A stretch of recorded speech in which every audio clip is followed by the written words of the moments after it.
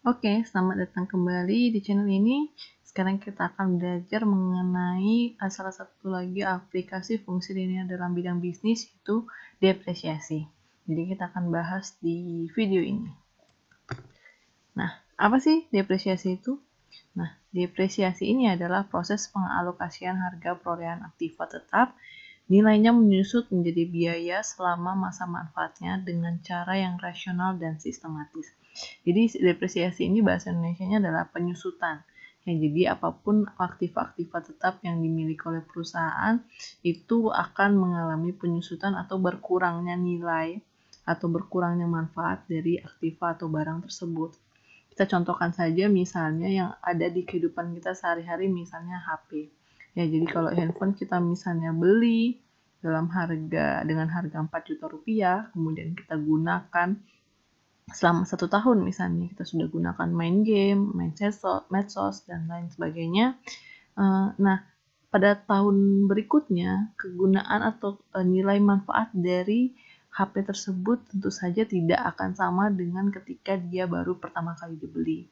Pasti ada berkurang performa atau berkurang kinerja atau berkurang manfaatnya. Sehingga ketika dijual kembali pada tahun berikutnya atau tahun-tahun selanjutnya, itu harganya tidak akan sama dengan 4 juta ya. Biasanya akan lebih rendah karena nilainya sudah berkurang. Itulah namanya depresiasi, dan depresiasi ini tentu saja sangat penting dalam bidang bisnis karena depresiasi untuk aktiva-aktiva tetap ini akan masuk ke dalam laporan tahunan dan juga akan berpengaruh pada pajak dan sebagainya. Jadi ini pasti sesuatu yang harus diperhitungkan oleh perusahaan. Nah, beberapa istilah yang perlu kita kenal untuk depresiasi ini mungkin dari beberapa sumber mungkin menggunakan istilah yang berbeda-beda, tapi kita satukan saja di sini, yaitu pertama harga perolehan atau HP. Itu adalah biaya-biaya yang dikeluarkan oleh perusahaan untuk membeli aktiva sampai aktiva itu dapat digunakan. Harga perolehan ini termasuk harga barang, ongkos kirim, biaya kurir, dan lain sebagainya sampai barang itu sudah bisa digunakan oleh perusahaan untuk melanjutkan atau menjalankan usaha. Nah, kemudian ada umur ekonomis atau kita sebut singkat dengan UE. Ini adalah perkiraan berapa lama aktiva atau barang tersebut dapat berfungsi sesuai dengan manfaatnya. Umur ekonomis dapat diperkirakan oleh para ahli maupun dari penelitian-penelitian sebelumnya. Jadi ini umur ekonomis ini sebenarnya bersifat perkiraan.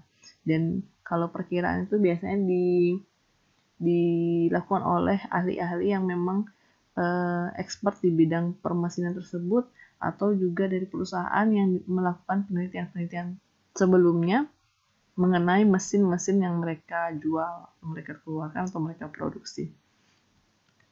Kemudian ada nilai sisa atau NS. Ini adalah perkiraan nilai aktiva setelah umur ekonomisnya habis atau manfaatnya selesai. Jadi ketika dia habis, kita bisa jual lagi dan hasil penjualan itu disebut dengan nilai sisa. Tapi kalau misalnya tidak dijual kembali atau dianggap tidak laku ketika dijual, ya bisa saja nilai sisanya bernilai 0. Nah, kemudian ada beban depresiasi atau kita singkat dengan D. Ini adalah nilai penyusutan aktiva setiap tahunnya. Jadi yang dihitung adalah depresiasi setiap tahun. Nah, berbagai metode depresiasi yang akan kita bahas. Di sini ada 4 saja yang kita bahas. Pertama, metode garis lurus. Kedua, metode saldo menurun. Ketiga, metode unit produksi. Dan metode jam kerja. Baiklah, kita masuk ke dalam metode pertama, yaitu metode garis lurus. Jadi untuk metode garis lurus ini, jadi dia bersifat sama setiap tahunnya. Jadi depresiasi dihitung dari harga perolehan dikurangi nilai sisa dibagi dengan umur ekonomis. Jadi seperti rata-rata ya. Nah, dengan metode garis lurus ini beban penyusutan tiap tahun itu sama. Garis lurus ini banyak digunakan oleh perusahaan karena terhitung sebagai metode yang gampang dan paling mudah dihitung atau diaplikasikan ya. Nah, tapi ini metode garis lurus tepatnya atau baiknya digunakan memang untuk aktiva-aktiva yang setiap tahun kira-kira pengurangannya akan sama. akan sama. Jadi tidak ada perbedaan antara tahun pertama dan tahun kedua dan selanjutnya. Nah, contoh soal untuk metode garis lurus, misalnya pada tanggal 23 Juli, PT Exoplanet membeli sebuah mesin seharga 50 juta untuk memperlancar produksi albumnya. Umur ekonomis dari mesin tersebut diperkirakan 5 tahun dan nilai sisanya 10 juta. Hitunglah biaya penyusutan per tahun apabila digunakan metode garis lurus dan buat tabel penyusutannya. Nah, penyelesaian contoh soal pertama diketahui HP adalah 50 juta, nilai sisa 10 juta, dan umur ekonomis 5 tahun.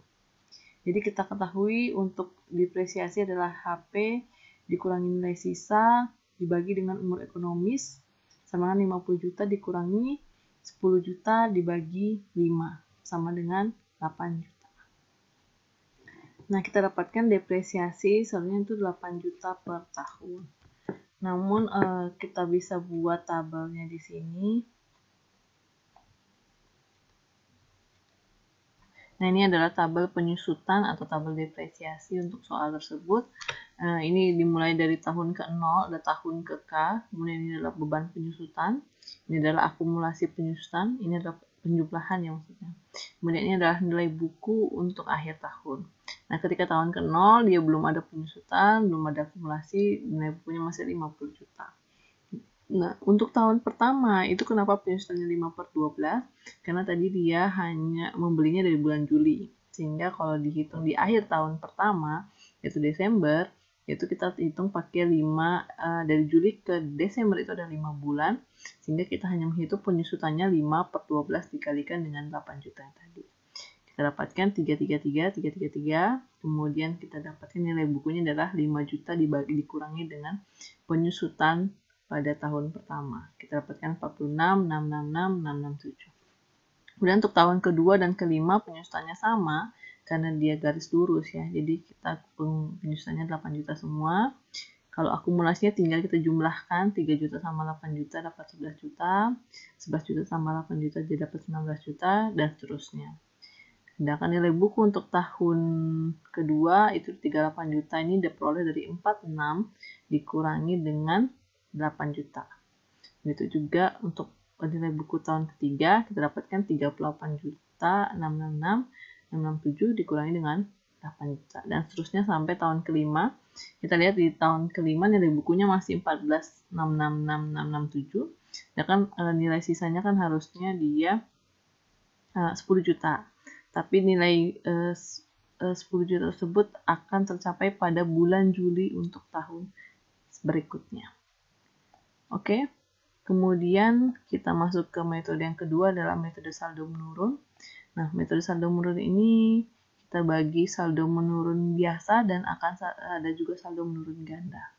Jadi biaya penyusutan untuk saldo menurun ini menurun dari satu periode ke periode berikutnya dan mengacu pada nilai buku terakhir. Nah, kalau saldo metode garis lurus kan sama dari tahun ke tahun.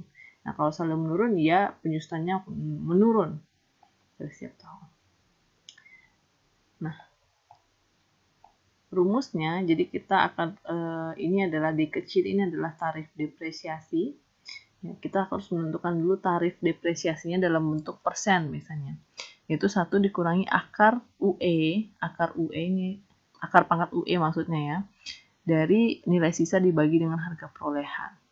Kemudian untuk nilai depresiasinya pada tahun ke-K atau beban depresiasinya adalah tarif dikalikan dengan nilai buku tahun sebelumnya.